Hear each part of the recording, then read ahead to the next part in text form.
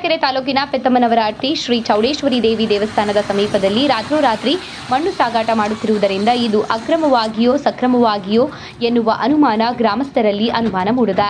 ಬೃಹತ್ ಗಾತ್ರದ ಲಾರಿಗಳು ರಾತ್ರಿ ವೇಳೆ ಮಣ್ಣು ಸಾಗಾಟ ಮಾಡುತ್ತಿರುವುದರಿಂದ ರಸ್ತೆಯೆಲ್ಲ ಹಾಳಾಗಿ ಹೋಗುತ್ತದೆ ಎಂದು ಗ್ರಾಮಸ್ಥರು ಆಕ್ರೋಶವನ್ನು ಹೊರಹಾಕಿದ್ದಾರೆ.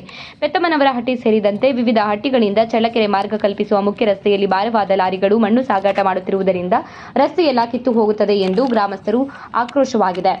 ಭಾರವಾದ ಲಾರಿಗಳಿಂದ ರಾತ್ರಿ ವೇಳೆ ಮಣ್ಣು ಸಾಗಾಟ ಮಾಡುತ್ತಿರುವುದರಿಂದ ಅಕ್ರಮವಾಗಿ ಹಳ್ಳವನ್ನು ಒತ್ತುವರಿ ಮಾಡಿಕೊಂಡು ಮಣ್ಣು ಸಾಗಾಟ ಮಾಡಬಹುದು ಎನ್ನುವ ಅನುಮಾನ ಗ್ರಾಮಸ್ಥರಲ್ಲಿ ಮೂಡಿದೆ.